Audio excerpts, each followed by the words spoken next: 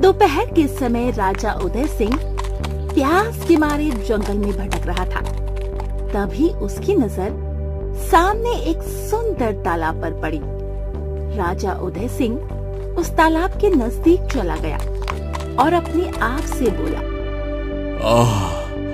ये प्यास के मारे मेरा गला सूखा जा रहा है। अगर मैंने जल्दी से पानी नहीं पिया तो मैं बेहोश हो जाऊंगा। राजा उदय सिंह तालाब से पानी पीने ही वाला था कि तभी उसके कानों में एक आवाज टकराई। तालाब का पानी पीने की भूल मत करना उदय सिंह, तुम इस पानी के लायक नहीं हो। राजा उदय सिंह हक्का बक्का होकर इधर उधर देखने लगा और बड़बड़ाते हुए अपने आप से बोला, यहाँ तो कोई दिखाई नहीं दे रहा, फिर ये मुझसे बात कौन कर रहा है? राजा उदय सिंह क्रोधित होकर तेज आवाज में बोला, कौन हो तुम? जो कोई भी हो मेरे सामने आओ। तभी एक कबूतर उड़ता हुआ राजा उदय सिंह के सामने आकर इंसानी भाषा में बोला, तुम्हें तुम्हारे पापों की सजा भुगतनी पड़ेगी। अच्छा, तुम्हें जरूर मेरे किसी दुश्मन राजा ने भेजा है। तुम्हें क्या लगता है कि मैं एक कबूतर को इंसानी भाषा में बात करते हुए देखूंगा तो मैं डर जाऊंगा? रुक जा। इतना बोलकर राजा उदय सिंह ने तलवार निकाल ली। वो उस कबूतर के ऊपर वार करने ही वाला था कि तभी वो कबूतर राजा की नजरों के सामने से उड़ता हुआ ओझल हो गया।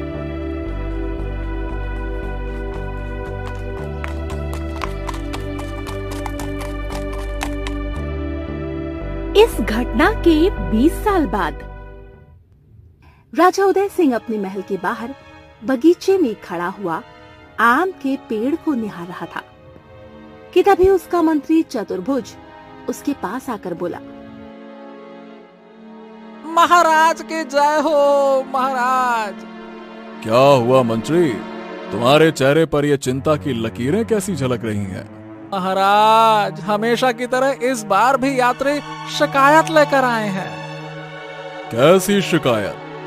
महाराज, उनका कहना यही है कि हमारे राज्य में प्रवेश करने से पहले जो पुराना तालाब पड़ता है वहाँ पर लोग पानी पीते ही रहस्यमयी ढंग से बीमार हो जाते हैं। महाराज, इस बार पूरे 10 यात्री बीमार हुए हैं। मंत्री की बात सुनकर राजा उदय सिंह के माथे पर चिंता की लकीरें झलकने लगी। वो गहरी सोच में डूबते हुए मंत्री की ओर देखकर बोला, वैसे वो तालाब हमारे राज्य में नहीं आता। खैर, तुम चिंता मत करो मंत्री, इस बार मैं अपने पुत्र को इस मामले की छानबीन करने के लिए भेजूंगा। अब समय आ गया है कि अपने पुत्र का कौशल आजमाया जाए। इतना बोलकर राजा अपने घोड़े पर सवार होकर अपने महल की बाएं दिशा की ओर एक पहाड़ी पर चल पड़ा। कुछ देर बाद वो एक घने जंगल की झोपड़ी के अंदर खड़ा था। झोपड़ी के अंदर एक लंबी चौड़ी कदकाठी का नौजवान आंखें बंद किया हुआ बैठा हुआ था। अचानक वो अपनी आंखें खोलते हुए राजा उदय सिंह की ओर देखकर मुस्कुराते हुए बोला,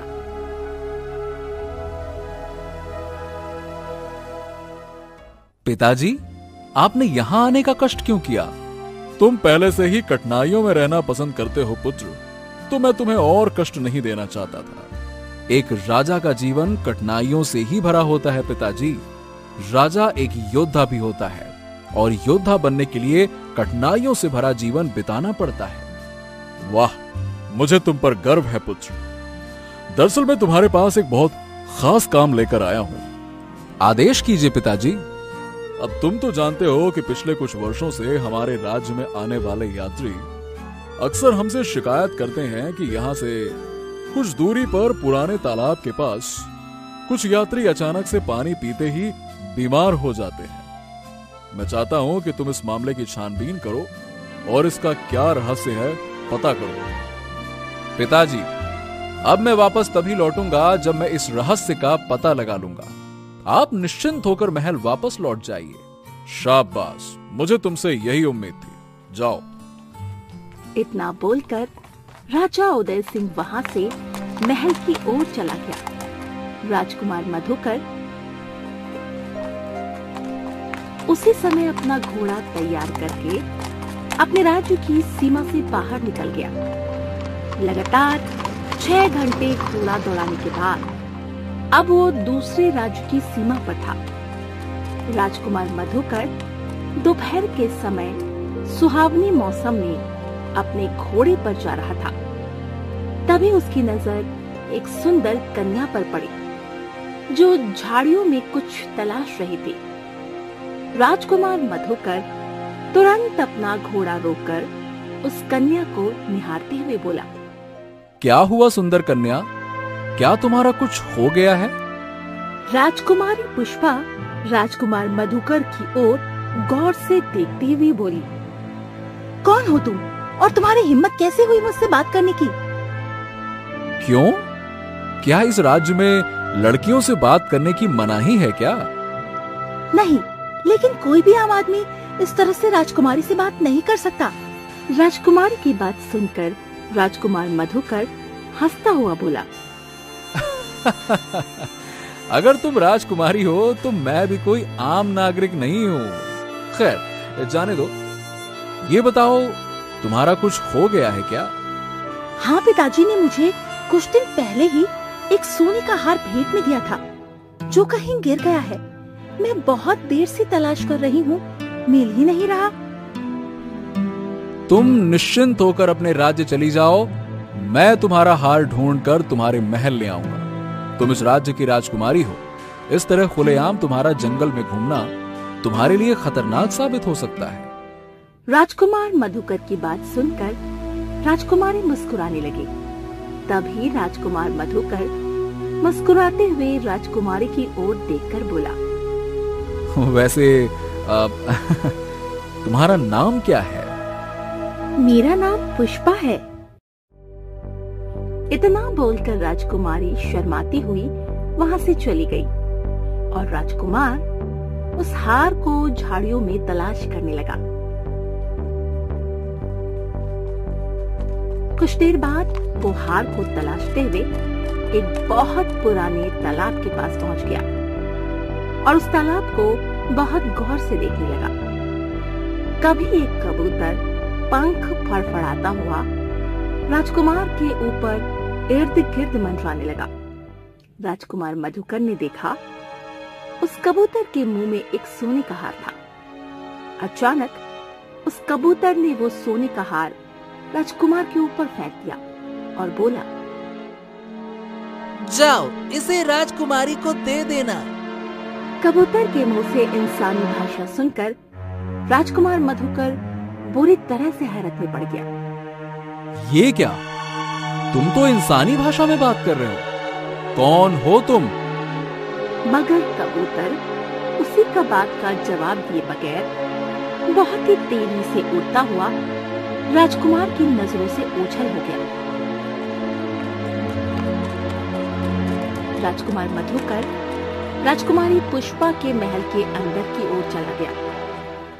उस राज्य का राजा जसवंत सिंह, जो राजकुमारी पुष्पा का पिता है, राजकुमार मधुकर की ओर देखकर बोला, कौन हो तुम? मैं अपना परिचय हमेशा छुपा कर रखता हूँ राजन। फिलहाल तो मैं आपकी पुत्री का हार उसको लौटाने आया हूँ। इतना बोलकर राजकुमार मधुकर ने वो हार राजकुमारी पुष्पा के हाथ में पकड़ा दिया। ये देखकर राजा जसवंत सिंह बुरी तरह से हैरत में पड़ गया। तुम कोई साधारण मनुष्य नहीं हो। क्या कहना चाहते हैं आप? हमारे राज्य के जंगल के तालाब के पास अगर कोई भी वस्तु आकर खो जाती है तो वो कभी वापस नहीं मिलती। तुमने राजकुमारी का हार ढूंढकर यह साबित कर दिया कि तुम एक असाधारण मनुष्य हो। अब अपना परिचय दो। राजकुमार मधुकर अपने बारे में बताने लगा। राजकुमार मधुकर का परिचय सुनकर जसवंत सिंह चौंकते हुए रहस्यमयी अंदाज में बोला, अच्छा, तो तुम राजा उदय सिंह के पुत्र हो। तुम तो वास्तव में राजकुमार ही निकले। दरअसल जिस रहस्य का पर्दा उठाने तुम अपने राज्य से निकले हो, मैं भी काफी वर्षों से इस बात से परेशान हूँ। मेरे राज्य के भी यात्री उस पुराने तालाब का पानी पीकर बीमार हो जाते हैं। क्या तुम मेरी पुत्री से विवाह करोगे? आपने तो मेरे मुंह की बात छीन ली राजन। मुझे आपकी पुत्री से पहली नजर में ही प्रेम हो गया था।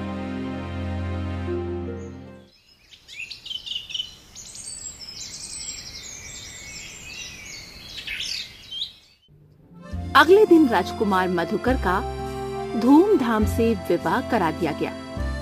विवाह के कुछ दिन बाद राजकुमारी पुष्पा एक फूलों से भरे बगीचे में बैठी हुई अपने पति राजकुमार मधुकर से बोली, मैं आपसे बहुत प्रेम करती हूँ। न जाने क्यों मुझे ऐसा लगता है जैसे कि मेरा और आपका पुनर्जन्म का रिश्ता है। हाँ, मेरा भी कुछ ऐसा ही हाल है। आप मुझे छोड़कर तो नहीं जाएंगे ना? नहीं, मैं तुम्हें कभी छोड़कर नहीं जाऊंगा।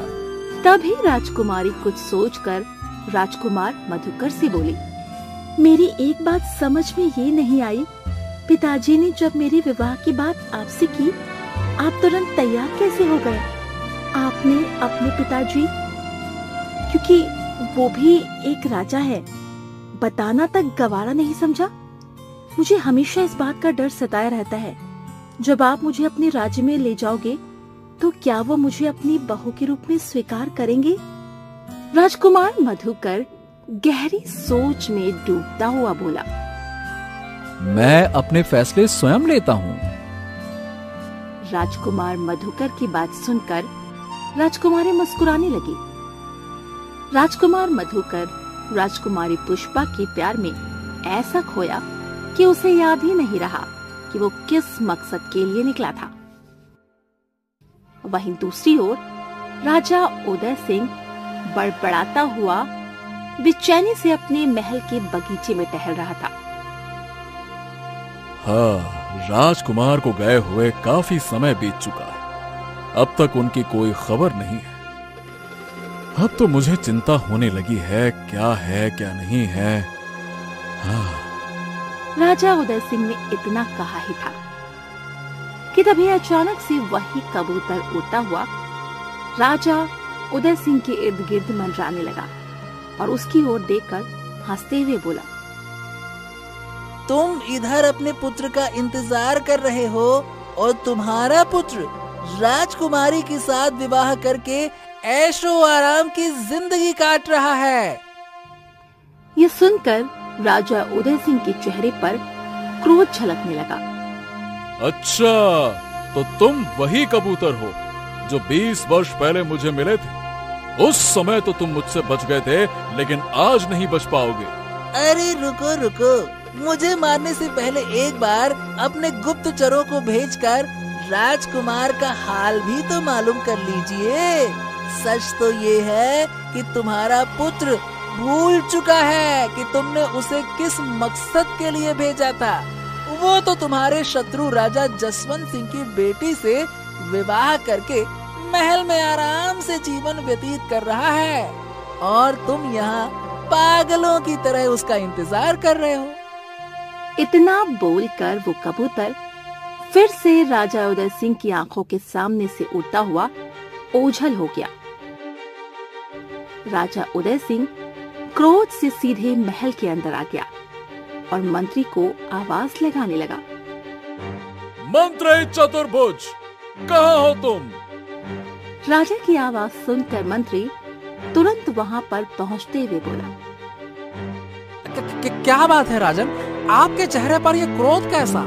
अभी इसी समय गुप्तचरों को भेजो और पता करो कि राजकुमार मधुकर कहाँ पर है। मुझे सूचना मिली है कि राजकुमार मधुकर ने हमारे शत्रु जसवंत सिंह की पुत्री से विवाह कर लिया है। ये आप कैसी बातें कर रहे हैं राजन? वो तो हमारा शत्रु है। यही बात तो मेरी समझ में नहीं आ रही। मधुकर अच्छी तरह जानता है कि राजा जसवंत हमारा शत्रु है, फिर भी वो उसकी बेटी से विवाह कैसे कर सकता है? नामुमकिन महाराज, ऐसा संभव ही नहीं है। विश्वास तो मुझे भी नहीं हो रहा, इसीलिए गुप्तचरों को भेजो और पता करो कि इस बात में कितनी सच्चाई है।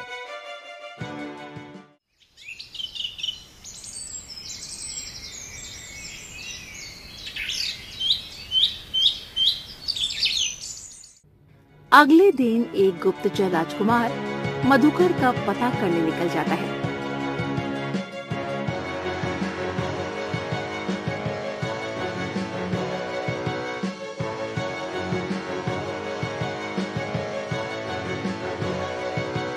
और कुछ दिनों बाद पता करके वापस राजा उदय सिंह के महल में आकर बोला, महाराज की जय हो।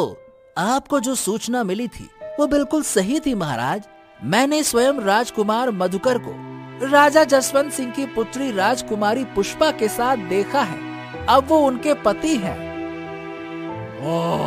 उसने दुश्मनी निभाने के लिए अपनी पुत्री का इस्तेमाल किया, जो मैं किसी भी कीमत पर बर्दाश्त नहीं कर सकता। अब तो राजा जसवंत सिंह और उसकी पुत्री की मौत निश्चित है। राजा उदय सिंह मंत्री चतुर्भुज को लेकर सीधे राजा जसवंत सिंह की राज्य की ओर रवाना हो गया। कुछ दिन की यात्रा के बाद वो सब राजा जसवंत के महल के दरवाजे के बाहर खड़े थे। राजा जसवंत सिंह अपनी पुत्री राजकुमारी पुष्पा के साथ चिंतित अवस्था में खड़ा हुआ था। अचानक से राजा उदय सिंह को देखकर वो बुरी तरह से चौंकता हुआ बोला, तो आखिरकार तुमने अपनी औकात दिखा दी, जब तुम्हें पता लगा कि तुम्हारे पुत्र ने मेरी पुत्री से विवाह किया है, तो तुमने उसका अपहरण करवा दिया है? ये सुनकर राजा उदय सिंह का गुस्सा 7वें आसमान पर पहुंच गया। एक तो चोरी, ऊपर से सीना चोरी। मेरे पुत्र को अपनी चिकनी चुपड़ी बातों में फंसाकर अपने घर का दामाद बना लिया, और जब देखा कि मैं बदला लेने के लिए यहाँ पर आया हूँ, तो तुम मुझे अपने शब्दों के जाल में उलझाकर मूर्ख बना रहे हो और मुझसे मेरे ही पुत्र का अपहरण करने की बात कर रहे हो। इतना बोलकर राजा उदय सिंह ने गुस्से से अपनी तलवार निकाली और एक ही झटके में राजकुमारी पुष्पा के ऊपर वार कर दिया। राजकुमारी पुष्पा छटपटाते हुए गिर गई और उसने वहीं दम तोड़ दिया। ये देखकर राजा जसवंत सिंह बुरी तरह से क्रोधित होते हुए बोला, तुमने मेरी पुत्री को मारकर ठीक नहीं किया, मैं तुम्हें जीवित नहीं छोड़ूंगा। इतना बोलकर राजा जसवंत सिंह ने अपनी तलवार निकाल ली। राजा जसवंत सिंह और राजा उदय सिंह में युद्ध छिड़ने ही वाला था कि तभी उन दोनों के कानों में एक साधु की आवाज टकराई, तुम दोनों कुत्ते की तरह आपस में एक दूसरे को खत्म कर दोगे, जबकि सच्चाई तुम जानते ही नहीं। राजा जसवंत सिंह साधु की ओर देखकर बोला, इसने मेरी पुत्री को मेरी आंखों के सामने जान से मार दिया, क्योंकि तुम इसी लायक थे। तुम्हें तुम्हारे कर्मों का फल मिला है। राजा उदय सिंह क्रोधित होकर साधु की ओर देखकर बोला, हमारे मामले से दूर रहो साधु। इसने मेरे पुत्र को बहकाकर अपनी पुत्री के साथ उसका विवाह करा दिया, वो भी मुझसे बगैर पूछे, और बोल रहा है कि मैंने अपने पुत्र का अपहरण करवा लिया। साधु रहस्यमयी अंदाज में राजा उदय सिंह की ओर देखकर बोला, तुम्हारा पुत्र राजकुमार मधुकर तो जादुई सलाखों के पीछे कैद है। ये सुनकर दोनों राजा बहुत चौंके रह गए। चलो, मैं तुम्हें कुछ दिखाना चाहता हूँ। इतना बोलकर साधु मंत्र पढ़ने लगा। अचानक उन सब ने स्वयं को उसी पुरानी तालाब के किनारे खड़ा हुआ पाया। साधु रहस्यमयी अंदाज में एक घने पेड़ की ओर देखकर बोला, जादुई कबूतर सामने आ जाओ, तुमने अपना बदला ले लिया है, अब तुम्हें और कुछ करने की आवश्यकता नहीं है। साधु ने इतना ही कहा था कि तभी उस घने पेड़ से वही कबूतर उन सबके सामने आकर बैठ गया। राजा उदय सिंह साधु की ओर देखकर बोला, आखिर इस कबूतर का क्या रहस्य है? राजा उदय सिंह, याद करो, ये कबूतर आज से 20 साल पहले भी तुम्हें मिला था। हाँ, उस तालाब के पास मिला था। इसका रहस्य ये तुम्हें स्वयं बता देगा। साधु ने इतना कहा ही था कि तभी वो कबूतर अचानक से एक सुंदर पुरुष में परिवर्तित हो गया। उस सुंदर पुरुष को देखकर राजा जसवंत सिंह और राजा उदय सिंह बुरी तरह से हैरत में पड़ गए। तुम तो वही हो जिसकी बेटी को मैंने मारा था, और मैंने तुम्हारी पत्नी को मारा था। सही कहा। तुम दोनों ने उस समय युद्ध करके एक दूसरे का राज्य हड़पने की कोशिश में तुम दोनों अंधे और क्रूर हो चुके थे। उस समय मैं, मेरी पत्नी और मेरी बेटी इंसान के रूप में थे। मैंने उस समय तुम्हें बहुत समझाया था कि ये तालाब मेरा है। ये तालाब तुम दोनों के राज्य के इलाके में नहीं आता, लेकिन तुम दोनों नहीं माने। तुम दोनों ने मेरे परिवार को साधारण समझकर किसी वस्तु की तरह बंटवारा कर लिया था और मार दिया था। उसी का बदला मैंने तुमसे इस प्रकार लिया है। साधु उन दोनों की ओर देखकर बोला, दरअसल जिस तालाब के सामने तुम खड़े हो वो एक जादुई तालाब है। इस तालाब के अंदर एक और जादुई राज्य है, और ये उस जादुई राज्य का राजा है। हमारी दुनिया में आकर इसकी शक्ति कमजोर हो जाती है, इसीलिए ये सीधा तुम दोनों से मुकाबला नहीं कर सकता था। पहले के राजा इस बात को जानते थे, इसीलिए वो यहां नहीं आते थे। लेकिन तुम दोनों एक नंबर के मूर्ख राजा निकले। इसीलिए मैंने दिमाग से काम किया कि मैं इस दुनिया में कुछ जादुई शक्तियों के अलावा सिर्फ एक पक्षी का रूप धारण कर सकता था। मैंने तुम दोनों के राज्य के यात्रियों को बीमार करना शुरू कर दिया। मुझे पता था एक ना एक दिन तुम जरूर इस रहस्य का पता लगाने के लिए या तो खुद आओगे या अपने पुत्र को भेजोगे, और तुमने अपने पुत्र को भेज दिया। सच तो यह है कि राजकुमारी का हार मैंने चुराया था, और जब तुम्हारा पुत्र राजकुमार मधुकर यहां पर आया तो मैंने वो हार उसके ऊपर फेंक दिया और उसका ही प्रतिरूप बनकर राजा जसवंत सिंह के राजमहल में पहुंच गया। राजा जसवंत सिंह यही समझा, जबकि राजकुमार मधुकर इस तालाब के अंदर एक कैदी की तरह भूखा पेट सजा काट रहा था और अपना दम तोड़ चुका है। इतना बोलकर वो सुंदर पुरुष वहां से गायब हो गया। अगले ही पल राजा उदय सिंह का पुत्र राजकुमार मधुकर की लाश भी पड़ी हुई थी। राजा उदय सिंह उस लाश को देखकर फूट फूट कर रोने लगा। तुम्हें तुम्हारे किए की सजा मिल गई है राजन। उसने अपना बदला पूरा ले लिया। अब बाकी का जीवन ईश्वर से क्षमा मांगने में गुजार दो। एक दूसरे का राज्य हड़पने के लिए जो तुमने निर्दोषों के खून बहाए हैं उसका पश्चाताप करो। इतना बोलकर साधु वहां से चला गया।